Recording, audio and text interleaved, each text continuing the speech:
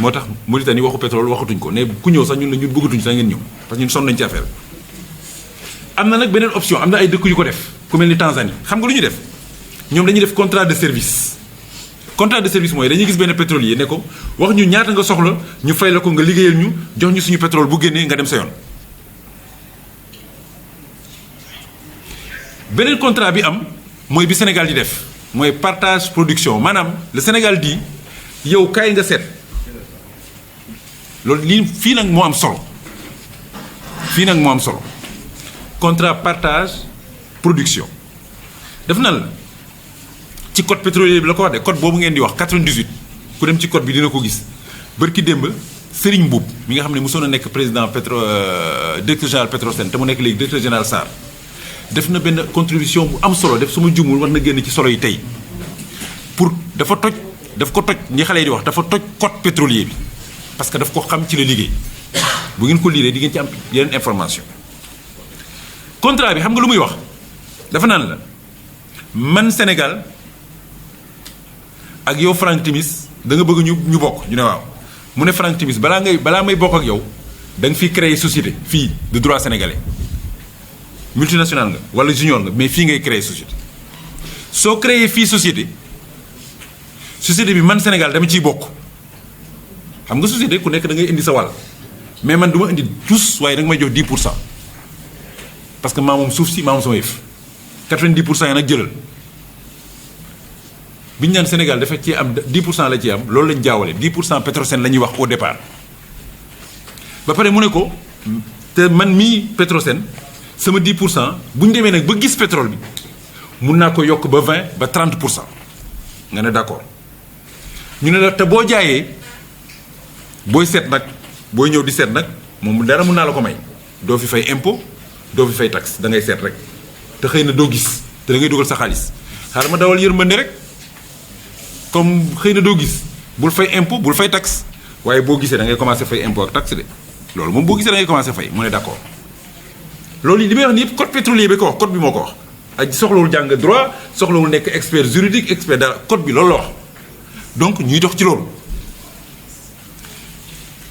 mais Sénégal dafa am loo xam ne particularité boobu la am c'est-à-dire ñu toll foo xam ne léegi nee nañu gis nañu Franck Timis moomu ak bosa ak kiyam damay jël Franck Timis parce que moom moo gën a concerné moom déjà njëkkoon na fi nekk mais nit ñi xamuñu ko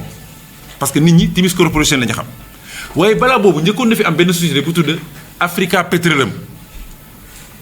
mu ñëw ñu jox ko muy seet pétrole boobu pétrole la doon seet mu toog ñaari at di seet gisul parce que état bi daf na la tamit boo toogee ñaari wala ñetti at gisoo nag da nga may delloo sama yëf ma jox ko keneen mu toog ñaari at ñett gisul pétrole état bi jëlaat yëf yi foo pétrole boobu ñuy seet contrat boobu moom la Total di exploité fii ci Rufisque offshore donc xamoon nañ ko du koo xam ne rek dafa jékki-jékki rek ñëw comme ni ko nit ñi di waxee xamoon na fi nekkoon na fi léegi dafa am leen lu ci am solo article boobu nag lu am importance la parce que dafay wax ci code bi ne la article 8 la du code pétrolier nul ne peut bénéficier d'un permis d'un contrat de recherche s'il n'a pas la capacité technique et financière maanaam du ñu jox kenn permis bu dee yow wane woo luy wane ni yow mës nga ko def feneen maanaam mën nga ko walla am nga xaalis bi loolu la wax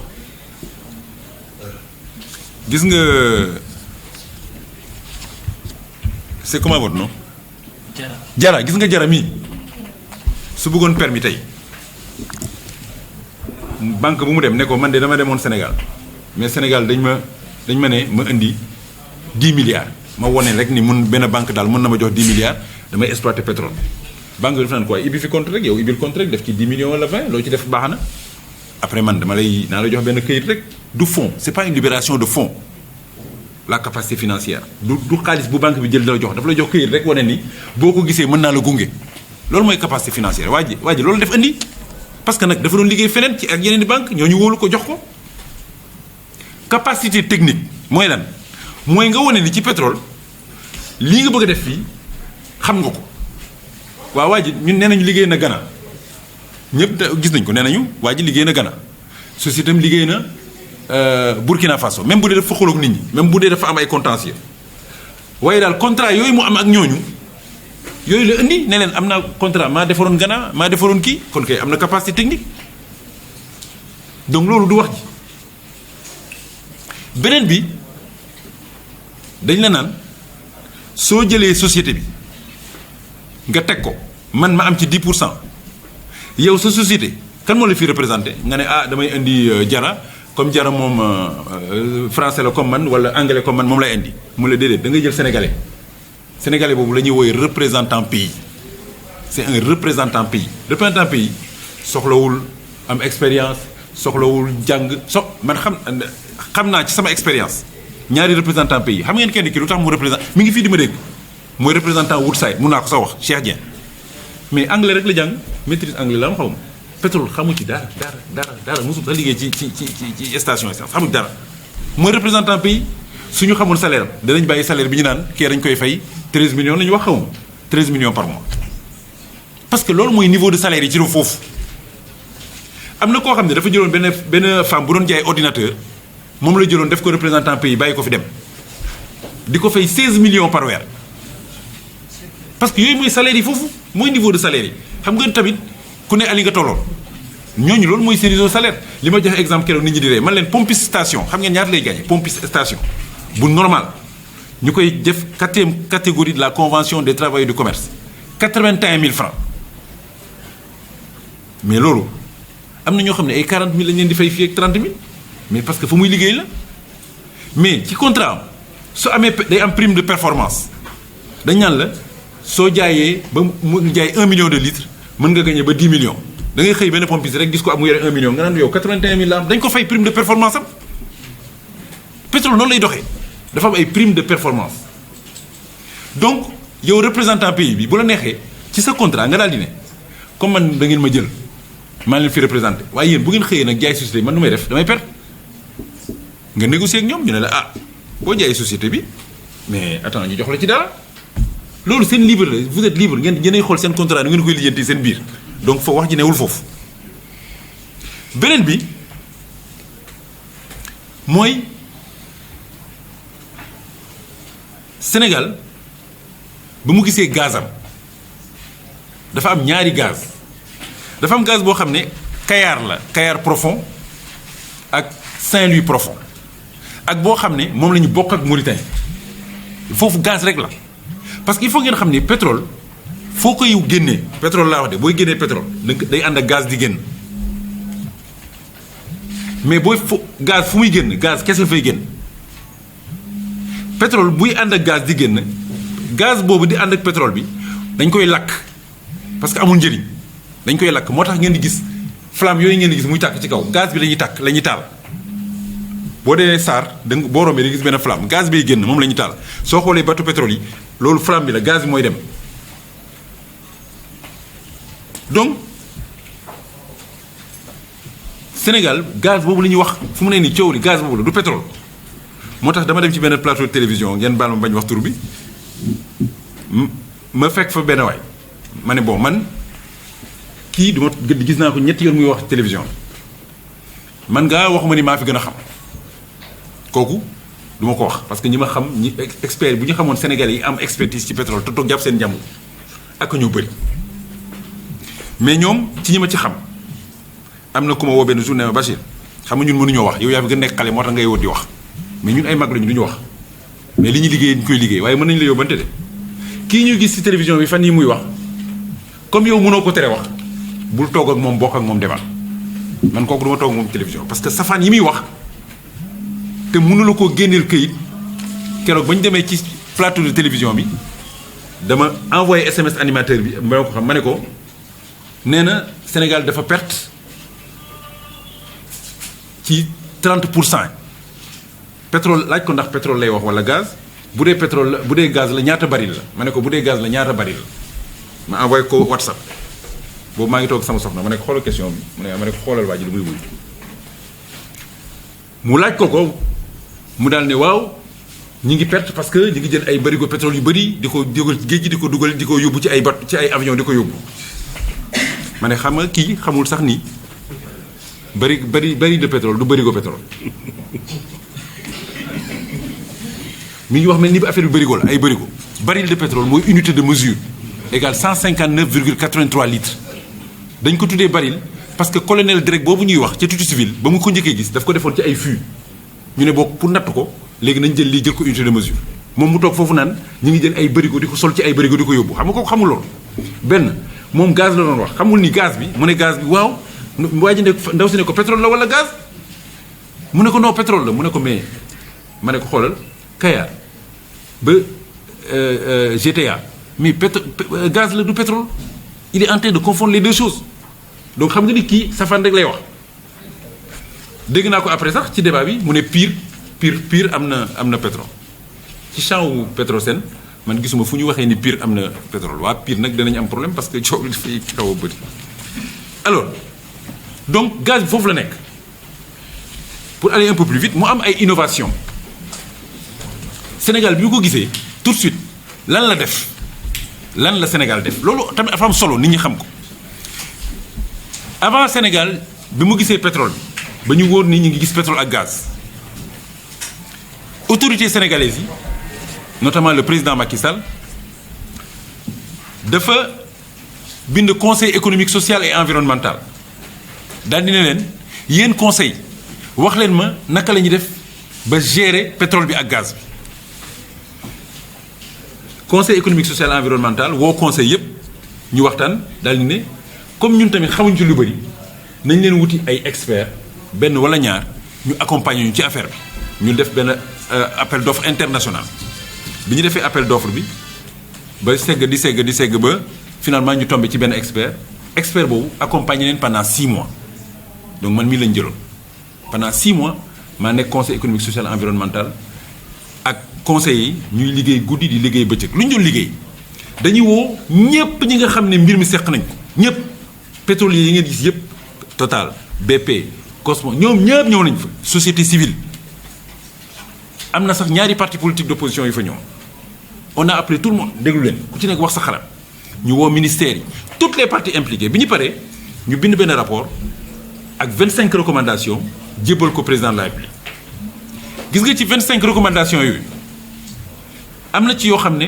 président topp na ci parce que recommandation la digle la mais am na yoo xam ne moom ndeketi jiitu woon na ci bi mu jiitu dafa teg li ñuy woowee COS-Petrogaz benn kuréel la boo xam ne dafa ëmb ñi ko seq ñi ci war a liggéey ministère yeeg forces armées yeeg ñëpp mu dugal leen ci bu mu leen ci dugalee ne leen léegi yéen da ngeen may xelal ci affaire bi bu génnee naka lañ koy liggéeyee donc orientation kooku ñooñu loolu la ñuy def donc du contrairement à ce que les gens disent du ñaari nit lenn rek moo ci amul woon société civile dugg ci woon keroog ba président de la République di woote ci Diamniadio pour xool bu xaalis bi génnee nu ñu koy séddalee ci Sénégal dafa joxe jour boobu recommandation le 12 juin dafa joxe recommandation daal ne il faut mettre la société civile à l'intérieur boobu la ko wax donc keroog bi ñu wax mi ngi koy door a wax déedéet boobu la ko wax xool leen bu ngeen xoolee ci YouTube bi ngeen ko gis boobu la ne nañ ci dugal société civile boole na ci sax benn phrase daal ne ngeen boole ci ak waxtaan ak sénégalais yépp ma yaakaar ni dafa bëggoon wax sénégalais yépp parti d'opposition parti au pouvoir képp ku ci bëgg dugg ci donc COS-Petrogaz benn ñaar ñett Sénégal dafa bokk ITIE loolu nag responsabilité la ITIE anglais yi seen bopp ñoo ko teg ñoo ne ñoom sonn nañu ci fu am pétrole am xeex te seen sociétés yi ñoom seen société anglaise yi comme ay BP ñooy dem di wuti pétrole ci dëkk yi comme ay Shell ba pare bu ñu fa demee yëf yi am xeex bi li koy sooke moom kenn xamul xaalis fu muy jaar donc les gens ils ont dit on va mettre en place benn institution internationale bu tudd ITIE initiative pour la transparence dans l'industrie extractive maanaam dëkk bu ne am nga pétrole boo wóoloo sa bopp ni yow li ngay amul njuuj ñaa ay fi day leer da nga ñëw ne bokk naa boo bokkee dafa am ñaari charte première charte bi mooy du yow rek état da nga ciy boole ñeneen ñoo xam ne ils n'ont rien à voir ak yow entreprise dañ ciy bokk société civile dañ ciy bokk ay personnalité indépendante di ci bokk boo demee ITIE bu Sénégal bii man xam naa li may wax parce que maa njëkk a formé waa ITIE sur la compréhension des enjeux fii ci Saly ñooñu ñoo fa ne société civile ak moo tax am na ci sama benn xarit boo xam ne dafa nekk ci benn coalition société civile bi ma gisee keroog ci marche bi ma ne ko yow man maa war dem marche yow waroo dem parce que yow xam nga mbir mi yow ci nga bokk non mu ne non Bachir affaire bi du loolu ma ne ko affaire bi lan la mu ne ma non du loolu naa la expliqué ba léegi expliqué wu ma nag maa ngi xaar explication bi parce que mënoo bokk yow ITIE ba pare génn ne affaire yi leerul benn ñaar deuxième responsabilité bi xam nga mooy lan mooy lépp xaalis boo ci def da nga koy bind ci contrat yi wane ni contrat yi mi ngi nii moo tax ñi naan nañu publier contrat yi ma ne mais attends est-ce que nit ñi est-ce que ñi ngi déglu lu ñu leen di wax soo defee fi ngeen toog ku ci am internet bindal www.itie.sn contrat yi ñuy wax nii ngeen di dégg yëpp a ngi ci biir yëpp ngeen liir xam nga la moo nekk ci contrat yi pour ñu tayal def loolu moo wax leen ko après ngeen vérifier ko dañu jël contrat wu pétrole yi ñu signé ak pétrolier yi ak yi ñu signé ak gazier yi contrat yi dañ naan la lii mooy paaru Sénégal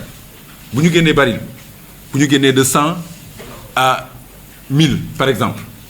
Sénégal lii lay am pétrolier bi ko génnee lii lay am loolu moo ci ne leen newu ci répartition bi mais boo xoolee contrat bi li nga ciy gis mooy da ngay gis ni plus ñuy génnee ay baril plus pétrole bi di génn plus muy quantité bi di bëri plus paaru Sénégal di yokk moins paaru pétrolier bi di wàññeeku ñu dem nag ba egg sax Sénégal dem ba am 70% kële am 30% te loolu bokkul ak léegi nag da ngay fay impôt parce que da ngay liggéey da ngay fay taxe donc yooyu moo nekk ci contrat bi leneen newu ci donc boo gisee dafa leer dina leer loolu moo tax am benn ministre boo xam ne dama am respect pour moom xam nga man dama légaliste keroog ñi seen a jàkkaarloo bi dégg nañu lu ñu wax naan ma Bachir est-ce que tout est nickel man leen tout est nickel selon le code pétrolier Pape Djibi ne ma Bachir toi tu es légaliste ma ne ko waaw dama légaliste de man ministre fu ma ko fekk sargal ko président fu ma fekk sargal ko avocat fu ma fekk sargal ko jigéen ñi fu ma fekk sargal leen ñooñu moom du ñu rëcc parce que ñooñu bu ñu sànkoo ma sànku bu ñu feeblee ma faible man su may nelaw ministre d'état mii du nelaw man mun naa tëdd sama di nelaw ba 10 heures ma yeewu dara waruma lu dul yeewu rek wuti lu ma jógi sama njaboot moom mënul def loolu parce que bu nelawee dëkk bi loolu yàlla bu ñu fa egg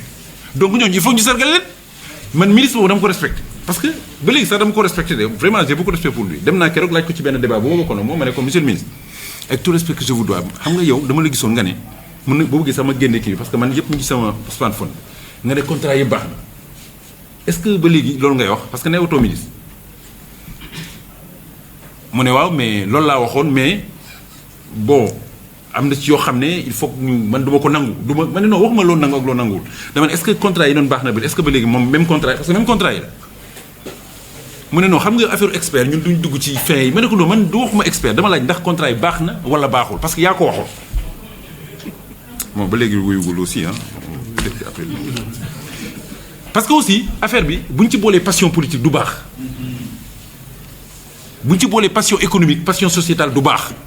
ku ci nekk ci ñun am na foo far am na koo votel bu dee ku nekk da nga topp ki nga faral ak ki nga votel du ñu juboo alors que pétrole bi ak gaz pour mu génn il faut ñu am des consensus forts yooyu bi ci njëkk mooy ñun Sénégal est-ce que suñuy doom est-ce que suñuy entreprise dinañ ci liggéey loolu nag mooy innovation majeure moo tax tout le temps ma ne yi ñuy wax xamuñu sax li jar wax mooy li ñuy wax Diamniadio suba mardi 2 président de la République woote waat na foofu mu ne dafa voté benn loi bu mu tuddee la loi sur le contenu local mu ne ñu ñëw foofu ñun ñëpp ñu waxtaane fa yëf yi nag mu ngay door a neex commencé parce que contenu local xam nga mooy lan ñeent la mooy xale yi nu ñu leen di former ba balaa ñu naan naam ne fa mooy premier entrant bi ressources humaines après mu daal di ne léegi bu loolu weesoo naka la ñuy def ba ñiy liggéey ci chaîne pétrole bi yëpp pendant des années ba 2035 35 ans xaw ma 30 ans d'exploitation ñi ci liggéey yëpp ay milliers et des milliers de nit naka la ñuy def ba nga xam ne képp ku fa liggéey bu ñu jaayee ndoxu Sénégal la suñu fa jaayee crème glace Sénégal la ku ci jënd dalu ngaay ngay jënd ku ci c'est-à-dire loo xam ne produit promotion biens et services ñaar ñett mu ne mais naka la ñuy def ba Kayar bu ñu ko fa gisee te waa Kayar xam ni moomuñu ko Sénégal yépp ko bokk mais waa Kayar ñoom ñu ciy gisee seen bopp. Mamadou Gueye le maire de Kayar dafa nekk conseil économique social et environnemental chaque jour mu ne Basi li ngeen war a wax yéen experts yi waxu leen ko ñun Kayar ñoo gis gaz bi fa lañ ko njëkk a gis ñun luñ ciy am ñun ñoo ci war a njëkk. bu mu waxee rek ma ne ko wax nga dëgg de loolu de wax nga dëgg de ñu jékki-jékki président de la République Macky Sall daal def référendum dugal ci biir benn point daal di ne léegi nag les ressources naturelles appartiennent aux populations. ma dajeeg moom mu ne Basi ba léegi waxuloo suñu affaire bi de ma ne ko président wax na ci de affaire bi jeex na de moomatu leen ko de ñun ñëpp ko bokk. mu ne ma nga ne ma ne ko Sénégal loolu mooy innovation majeure gis nga États-Unis boo fa demee boo gisee pétrole sa biir kër yow mi yaa ko moom yaay négocier ak gars yi état bi yoonam newu ci mais fii Diafar Santo fee sama maam jógee ci Casamance ginnaaw Marsassoum ci àll boobu nga xam dara newu fa ñun bu ñu fa gisoon pétrole bu ñu ko fa gisoon Sénégal yëpp ko bokk kenn mënul wax yaa ko moom donc ça c'est une innovation majeure beneen bi donc xale yi seen formation les ressources humaines la promotion des biens et services naka la ci gisee seen bopp nag waa Kayar comme ñoom ñun ñëpp ko bokk waaye ñoom it xanaa seen i doom ak seen i mu ne nañ def promotion RSE xam nga RSE mooy responsabilité sociétale des entreprises c'est-à-dire entreprise bu ñëwee di liggéey fenn ñu ne ko comme yow da ngay liggéey Kayar tabaxal leen hôpital waaye kenn mënu leen obligé bu leen neexee rek ñu def bu leen neexee duñu def contenu local daf la koy obligé léegi def naan la da nga koy def par force ci la bokk ci contrat bi la bokk da ngay tabax école suñ ko soxloo tabax les institutions sociales de base yëpp da nga koy tabax lu ñu bëgg ngay def loolu mooy contenu local mu des nag ñeenteel bi xam nga sànq maa ngi leen di wax ni total moom seigneur mooy parapétrolier yi naka la ñuy développer industrie bi la promotion d'une nouvelle politique industrielle tirée des revenus du pétrole et du gaz maanaam am nañu pétrole am nañu gaz waaye du tax ñu bàyyi bay mais comme engrais ñun dañu koy jëndi di ko jéggaane te engrais dañ koy defar ci pétrole am nañu xaalis ñu defal suñu usine engrais dootuñu wuti ci engrais loolu benn exemple la comme peinture ñun dañu koy jëndi te léegi am nañu pétrole mais dootuñu dem Chine wala feneen di exporter peinture di importer peinture dañuy defal usine peinture donc dafay am beneen nouvelle politique donc yooyu la ñuy waxtaane te loolu moo jar a waxtaane lu tax mu jar a waxtaane parce que keroog ba mu naan naka la ñuy séddoo mbir mi dafa ne bu ñu def comme yeneen dëkk yi parce que dëkk yi am pétrole ak gaz Afrique bëri na trop Angola am na Angola balaa ñu koy am xeex bu metti moo fa amoon ci diggante MPLA ak UNITA seen yooyu ñuy seen ay yooyu ñoo fa doon xeex ba mbir mi tubaab yi jël yëf yóbbu il a fallu révolution bu metti am fa ay nit ñàkk seen bakken pour que léegi tey jii 40 ans après boo demee Angola lenn rek dinañ ci réussir yow pétrolier bi boo ñëwee au lieu que ñu naan la 10% dañ naan la 50-50 parce que ñun am nañu xaalis depuis 40 ans ñu ngi dajale xaalis teg boo bëggee daal nga ñëw boobu nga dem ba pare ñu def benn société Algérie dafa am gaz Algérie ñoom boo leen ci wax dañuy bàyyi ba tubaab bi defar seen yëf ba pare ñun leen jóge leen fi ñun ñoo moom yëf yi ñu nationalisé gars yi dem tribunal international coow li bëri fa trop loolu tam mën nañu ci wax tout à l'heure ci loolu lay terminer d'ailleurs lu tax président Macky Sall signé li ñu koy wax c'est-à-dire moo tax ma ne looy les incohérents et les cohérents alors mais Tanzanie day def gaz day def gaz Mozambique day def gaz Gabon gis ngeen dëkk ba nu mu yàqoon tubaab bi jël ko elf jël ko ñuy def lu leen neex mais am na lu ñu ci réussir environnement dañu jël xaalis pétrole bi dugal ko ci environnement parce que président Bongo dafa am ay ñëw seet si ko nekk gis nga pétrole bi day yàq environnement bi mais am nga solution li nga solution mooy bul exploiter yëpp jëlal benn partie nga conserver ko comme fi forêt yi nekk ñu bañ fa seet ñuy wuti ci ndox mi te bàyyi jéeri ji mu leen d'accord moo tax tey Gabon champion environnement la xaalis pétrole la jël dugal foofu créer benn réseau de parcs nationaux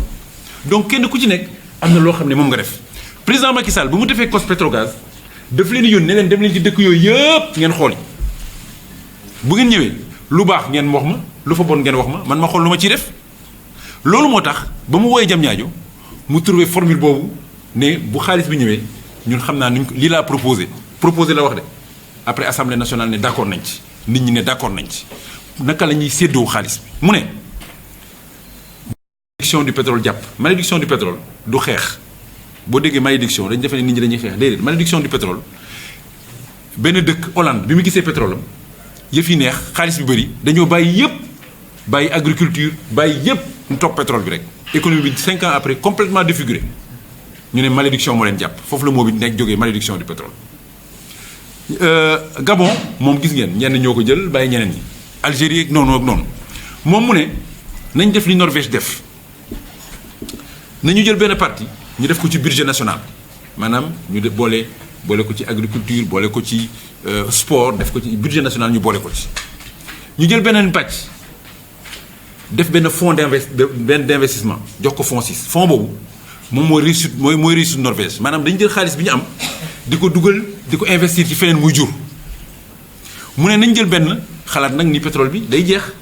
te ñun am nañu responsabilité dëkk boo xam ne dañ ñu ko bàyyee intact ñun tam ñu bàyyi ko intact nañ jël benn partie ñu jox ko génération future suñu doom yi nga xam ne suñu sët yi nga xam ne ñëwaguñu ñu dencal leen waaye li mu ci boole mooy nañ ko sécuriser parce que dafa am benn dëkk Afrique bu ma ko waxee xëy na mën naa bañ wax tur bi ngeen xam ko xam nga lu ñu def dañu defoon fonds bi génération future ne genre fonds bi pour génération future la mais sécuriser wuñu ko ñu toog ba yaa 5 ans ñu jël pétrole bi yàq ko yokk salaire yi ñii doon am 1 million am 2 millions de salaire fonctionnaire yi ñu yokk noos ba mu neex leen dëkk bi économie bëgg a taxaw mu daal ne bon balaa ñuy xaar génération future nañ jël génération actuelle balaa ñuy dee nañ jël xaalis ñu jëli xaalis bële moo tax moom dafa def fonds pour les générations futures sécuriser ko mooy jox ko beneen fonds d'investissement bu tudd fonds 6 ne leen yéenay responsable loolu moo koy sécuriser ba nga xam ne kenn du ko laal te ku ñëw du ko laal président bu fi ñëw suba du ko laal beneen bi mu ne nag nañu jël tuuti 5% ñu def ko fonds réserve parce que bu ñu xëy na mu am inondation wala mu am famine ndogal yàlla ñëw au lieu que ñu jël xaalis jële di ko ci def muy dégg économie bi nañu denc suñu gafa ñu jël xaalis boobu def ko ci loolu la ko répartir léegi suba donc mu war a nag waxtaan ak contenu local bi léegi nag ma terminer ci li may wooyee les cohérents et les incohérents c'est-à-dire loo xam ne xel jàpp na ko ak loo xam ne xel mënu koo jàpp pour que nit ñi xam aussi loolu tam dafa am solo xam nga li ñuy wax tout le temps dañ ne lu tax Sénégal suñu 30% Franck Timis jël ko jaay ko BP ba pare moom mu am ci xaalis lu tax ñun Sénégal kon perte nañu dañu perte 6 000 milliards loolu la ñu woowee ñoom seen 6 000 milliards boobu la ñu koy wax foofu la jógee. li ma wax benn xale démb ma ne ko da ngay nga ne parce que dafa ma ne grand suñu 400000 xam nga dañuy bind ne nañu dellu suñu 400000 ma ne ko yow amoo benn ambition 400000 francs ngay laaj ci Sénégal bi nga xam ne en 2022 xaalis bi ñu am xamoo ko nga naan jox la 400000 léegi dañu def 400000 pour nga dem fay ci gaal dem dee ci Méditerranée bi loolu rek nga koy doyoo ko leen. xam nga lu ñu lay jox à la place de 400000 nañ la jox formation bu lay mën a permettre suba nga liggéey ci pétrole loolu ëpp njëriñ mu ne mais fu ñu jaar ma ne ko voilà loolu ngeen di laaj ñu laajte fu ñu jaar ñu expliquer leen ko. alors incohérent bi njëkk génne naa ko c'est-à-dire le monsieur Aliou Sall en réalité n'a rien à voir avec l'État du Sénégal c'est un représentant pays dañ ko jël rek mu liggéey privé la man nag ba léegi juriste yi xëy na mën nañ ma wax bu ñu ko yóbboon tey tribunal lan lañ koy wax lan lañ koy porter plainte man loolu laa bëgg a xam fait juridique bi xam nga boo yóbboon nit sàcc da nga naan dafa sàcc sama xaalis mi ngi nii sama xaalis bi moo ko sàcc mais moom boo ko yóbboo lan nga koy porter plainte man loolu ba léegi mënul dugg sama bopp xëy na sama xam-xamu juriste moo fa eggagoo. beneen bi ñu ne dafa am xaalis boo xam ne Franck Timis état wu Sénégal moo ko am taxe la impôt mu dem ci benn compte bu tudd xaw ma Agitrans xaw ma lan man nag loolu tamit dafa maa jaaxal c'est-à-dire naka la man mi sama compte bii ma am naka la ci xaalisu impôt wu taxe bu ñuy fay état wu Sénégal mën see dugg loolu tam jaaxal na ma loolu xëy na inspecteur des impôts yi war nañu ko mën a leeral daal ñoo ci gën a xam parce que loolu man bu xaw ma c'est-à-dire yow nga toog nii rek ñu war a fay état wu Sénégal 1 milliard ay taxe ci àll ñu rek mu ñëw ci sama compte loolu jaaxal na ma naka la ci mën a tonge bon xëy na ñoom dinañ ci tontu mais dafa am benn les 30% xam nga Petrosen 10% la amoon mooy état wu Sénégal 10% après donc mu des 90% 90% Franck Timis moo ko moom mu jël 30% yi jaay Cosmos donc moom léegi ñaata la yore 60 la yor ba mu yàgg mu jëlaat 30 jaay BP mu dese 30 ñu ne léegi balaa muy jaay 30 yi dafa am benn droit bu ñu woowee droit de préemption c'est-à-dire yow mi ma bokkal mbir mi balaa ngay jaay kenn man ak ministre ak jaram yi ñoo bokk ñu ne ma yow balaa ngay jaay kenn man ministre man ngay njëkk jaay ma ne d'accord mais man maay wax sama prix man maay jaay kay maay wax sama prix donc 30% yooyu bu ko Sénégal jëlee Sénégal day am 40% bu fekkee 10% yële du noonu day am 40% xam nga première phase u investissement ci seet bi ñaata la 5000 milliards de dollars c'est-à-dire que Sénégal dina retrouver wu ak 40% de l'investissement léegi dañu war a wuti 40% wu investissement bi ñun suñu budget bi nga xam ne président fexe na ba bërki démb ñu wàññi ci tuuti parce que wàññi na ministres yi wàññi lii ak wàññi lii fan la ñuy jëlee 40% d'un tel investissement mënuñu ko c'est pas possible te dañu bëgg pétrole bi génn donc loolu moo tax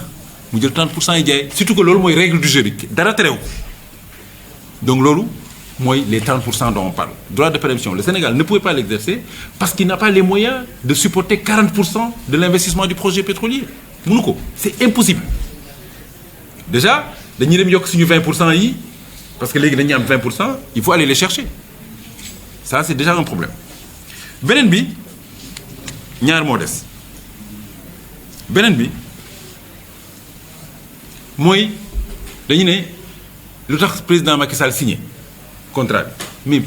c'est que moo tax ma ne nit ñi nañ dem xooli contrat yi loolu tamit jar na wax parce que man ba may wax dara di ma ko wax ba xuloo am ci dama naan wan ma këyit bi rek ma xool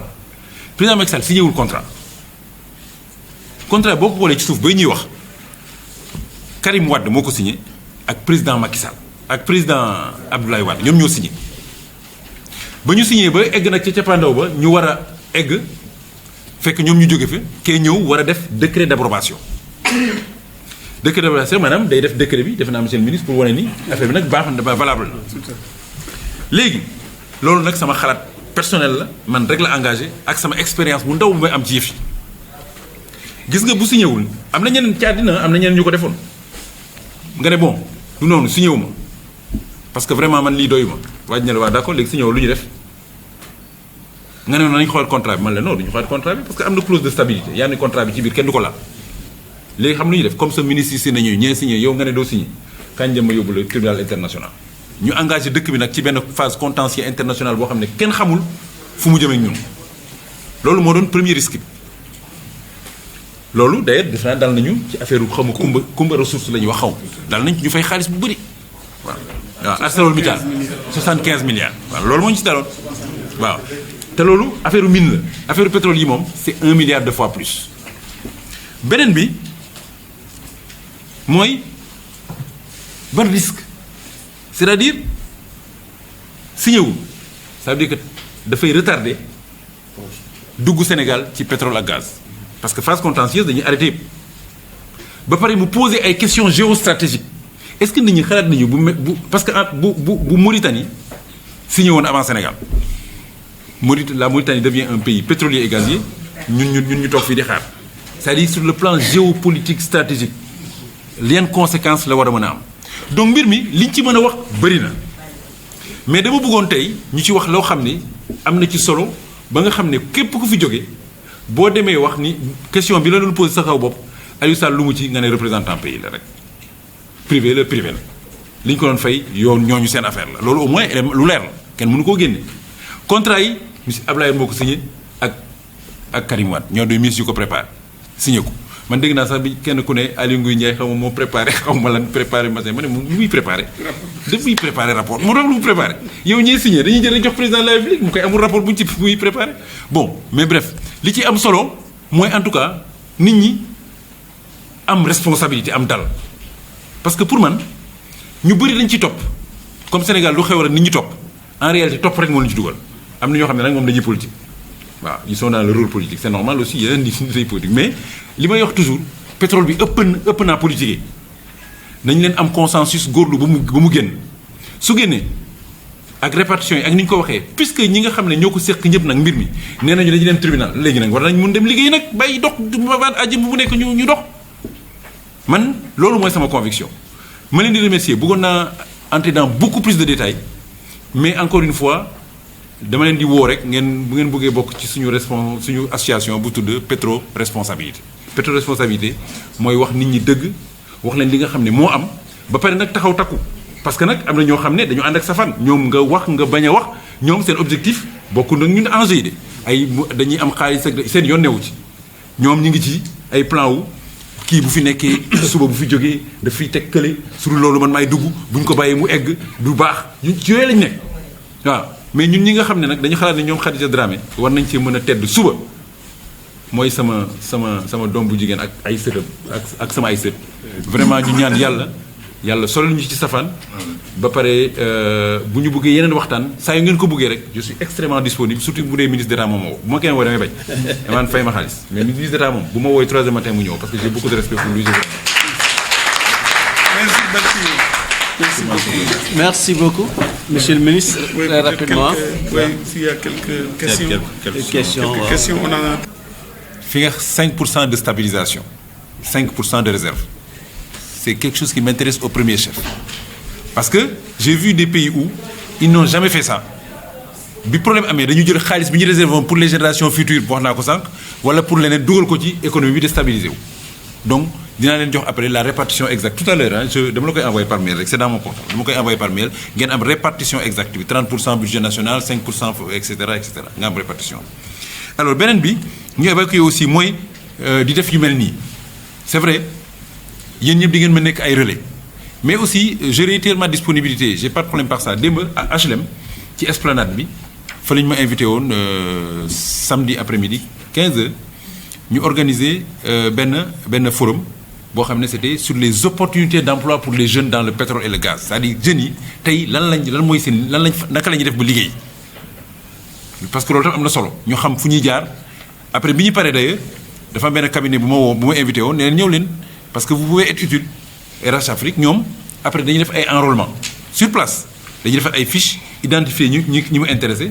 ñooñu après dañ leen di woo pour jox leen ay orientation. Par exemple, aujourd'hui l'État du Sénégal est en train de former depuis daaw 2000 jeunes au métier du pétrole et du gaz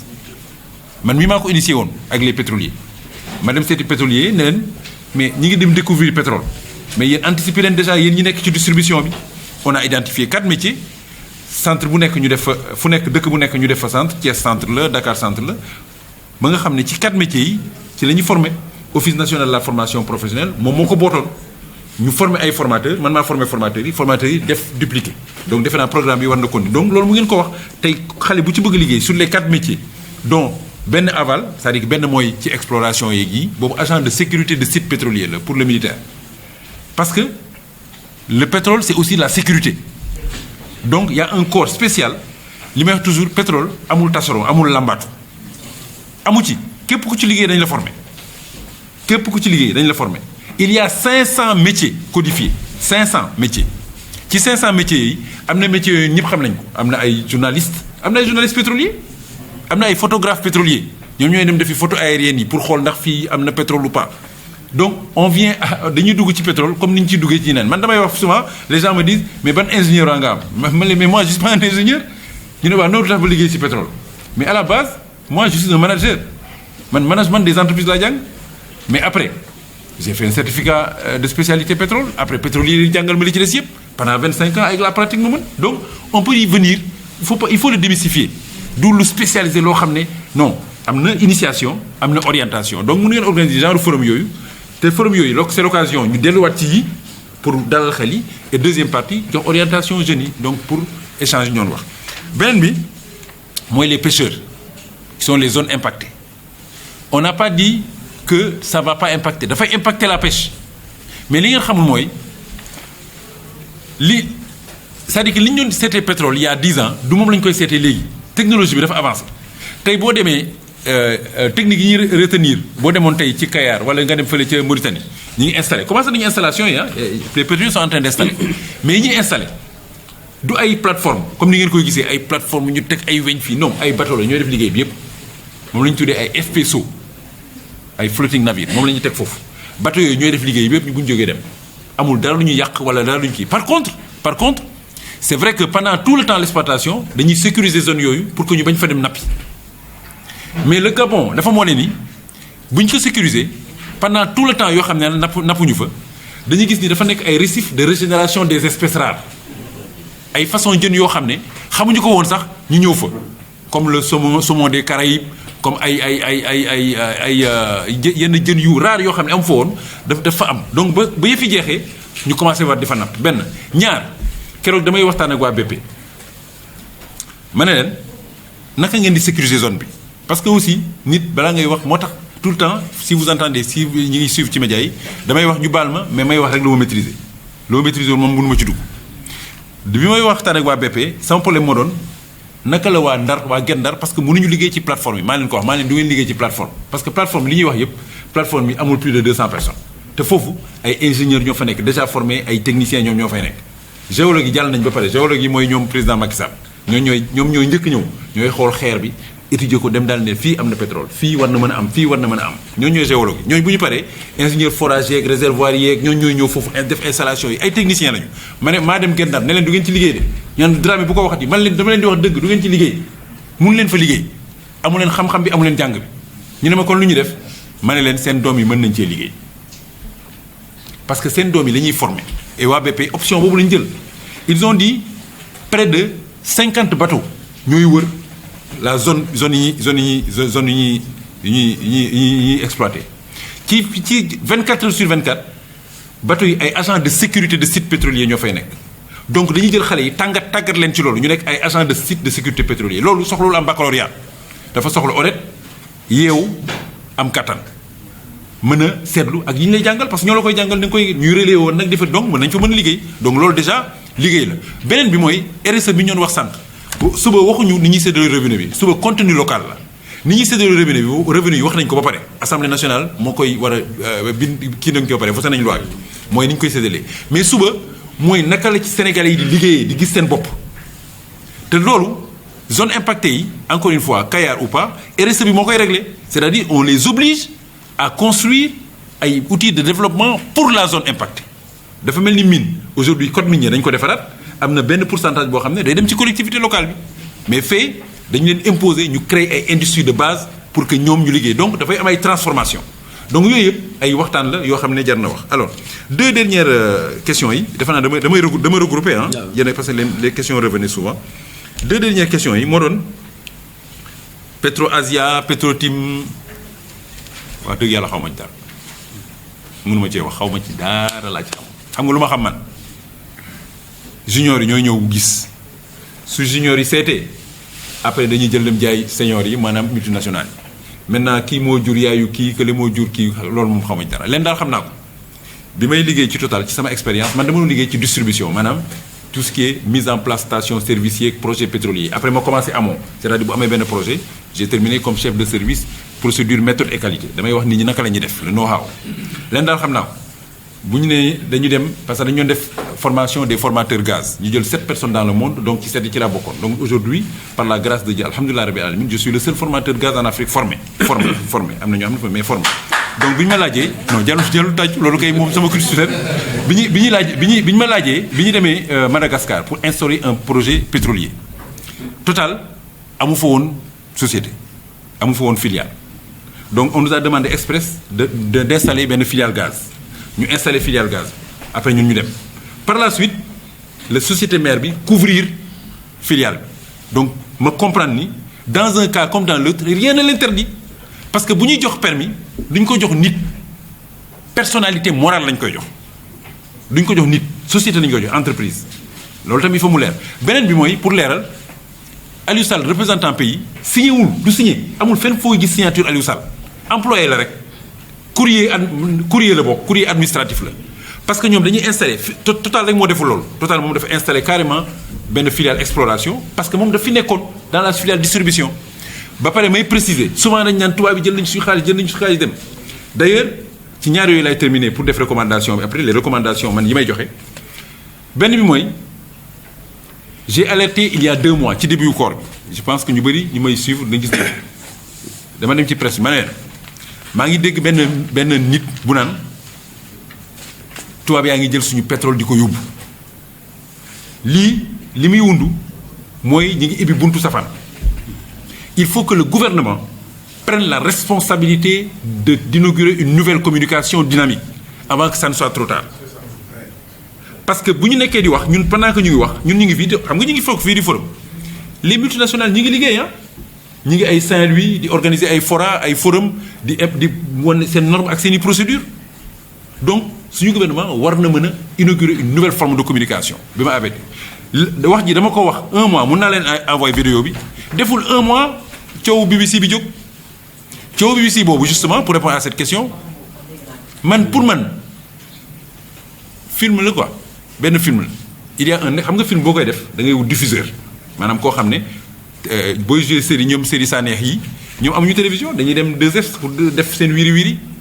donc dañu diffuseur BBC diffuseur la rek ils ont un excellent diffuseur boo xam ne ñëpp xam nañ après ñu am réalisateur da ngay fay réalisateur mooy xale bu jigéen boobu takk jaaro yi xaw ma waaw xale boobu la ñu waaw mayonnaise waaw moom ñu dem jëlee ko Nigéria fay ko ne ko kay réaliser mais li ñu war a lijjanti mooy dafay am producteur mooy kan mooy génnee xaalis ba kan mooy génne xaalis bi pour ñu fay réalisateur bi fay diffuseurs yi fay acteurs yi loolu la ñuy def mais acteurs yi moom yomboon na dañ ñëw fii rek jël ay acteurs fii lañ jëlee acteurs yi am na si ñoo xam ne ñun ñëpp xam nañ leen ay acteurs lañ ñoom ñoo joué ci film bi ñoom ñooy jeunes yi waaw ñoom ñoo joué ci film bi alors mais li ma jaaxal mooy kenn ki xam ne seetlu ngeen su ma tamit ñu saagati ma kenn dañ ko maquillé comme buy joué film dañ ko maquillé ça veut dire que ñoon film dañ ko maquillé defar lèvres yi yokk ci kii machin mu mel ni ku tiit daal ne lii am na Sénégal dañ ko répété loo plusieurs fois xam nga lu tax ma xam ko wallahi lu tax ma xam ne noonu la dans ma vie j'ai été réalisateur ba mu jógee Total may wut liggéey dama ne film yi tubaab bi def mën naa ko def ma réalisé 4 films ma def benn film bu tudd Bingo et Binga yéen koy fàttali ñaari seex yooyu après ma réalisé benn tudd Beram Ndar ma ne waaye nekk lii mooy réalisé ci laa ko jàngee mun ko donc dañuy maquiller rek di jouer loolu amul problème par contre li ci doy waar nag mooy il faut aller chercher le producteur celui qui a sorti l'argent pour ça parce que kooku la ñu war a lijjanti kan la te man ci sama xalaat bu gàtt xaar ma noppi bañ wax kan la parce que sinon procureur daf may woo te man bëgg ma fa dem alors recommandation yi ma xam ne moom laa war a joxe recommandation yi nga xam ne dama xalaat ni xëy na buñ ci jaaree ci sama xalaat bu gàtt xëy na mën na am yëf yi mu jëm de l'avant ba pare wax ji wàññeeku parce que wax baaxul pétrolier dañuy daw te bu ñu dawee pare nañ ci alors non dañuy daw c'est-à-dire nit ñi bu ñu xamoon mbir mi lu muy demee dañuy daw wallahi lazim dañuy daw man maa demoon Londres daaw Rome invité par l'UBE l'international BHR la plus grande association d'avocats au monde 80 000 avocats d'affaires et hommes d'affaires avant may dem Kofi Annan bi gaañu moo fa demoon avant Martine Lagarde daaw man maa demoon man la ñu invité woon Rome man maa doon guest conférencier man maa def conférence bi pétrole et gaz au Sénégal pétrole et gaz l'avenir du pétrole et du gaz en Afrique le cas du Sénégal ma expliquer pourquoi est-ce que ñun Sénégal affaire bi day sotti du am benn problème mais foofu laa jàngee lan mooy due diligence boobu man moo dala sama xel parce que ñoom balaa ñuy ñëw ci benn dëkk ñoo la gën a xam ni Macky Sall mi ngi ci opposition ñoo la gën a xam ni amul népotisme amul corruption yooyu yëpp dañu koy xool parce que dëkk image yu dëkk yi ñu yoreel mooy problème bi moo tax nit ñi souvent dañuy wax yu ñu xamul gis nga Total mi ñuy wax Total c'est pas une société française est-ce que xam ngeen loolu l'État français n'a pas un seul franc chez Total amu ci 1 franc ou action c'est une société de droit français maanaam foofu lañu ko immatriculé après État français jaay ay paaram est-ce que nit ñi xam nañ ni y a 6000 Sénégalais yoo xam ne actionnaire lañu ci Total 6000 y a 6000 Sénégalais actionnaires chez Total li may wax nañu ko vérifier donc nit ñi il faut ñu def attention tamit ci li ñuy wax alors recommandation bu ñu ci njëkk pour man et je termine par là monsieur le ministre